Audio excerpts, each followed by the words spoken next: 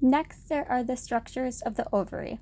The ovary has two main functions, such as to release the ova and hormones. On the outside, you can see the tunica albuginica. And then if we look on the inside, moving to the inside of the ovary, you can see the surface epithelium and the cortex, which has the yellow body right here. See that there.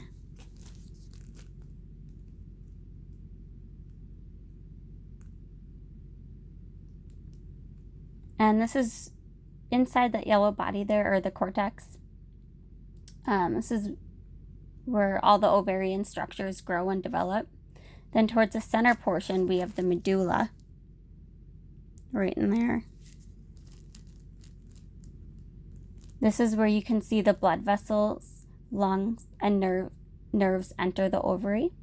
On the outside, you can see the Graafian follicle, right there.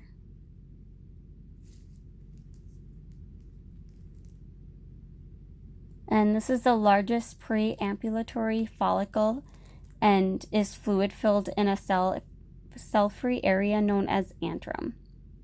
The inner surface has the granulosa cells, which produce the estrogen, and then the outer surface has the theca cells, which have the main androgen testosterone.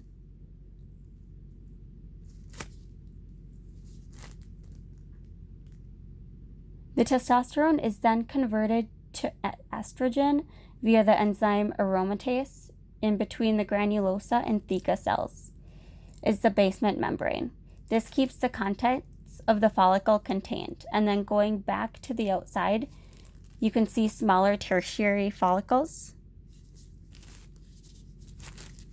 All of those little things there.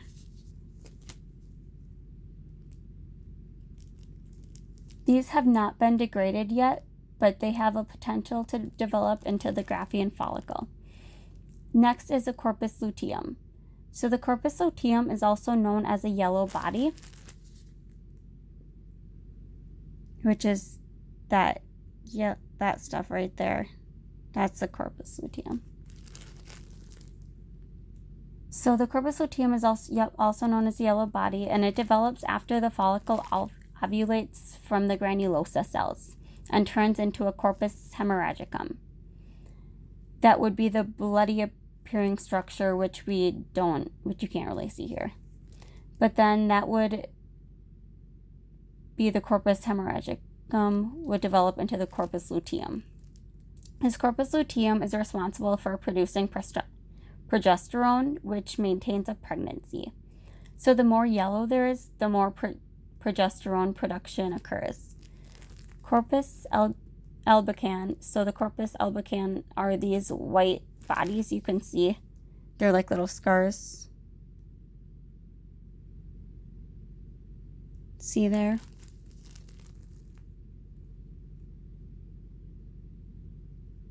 And they're these little white bodies, and think of them as like little scars. And as the regression process is known as luteolysis. The ovary is attached to the broad ligament known as the mesovarium. So right here. Mesovarium. And it's attached at the hilus, which is right here as well. The mesovarium contains the uterovarian artery and vein. So through the vein is where the hormones that are produced by the granulosa cells, the theca cells, and the corpus luteum. That's where the hormones would exit the ovary.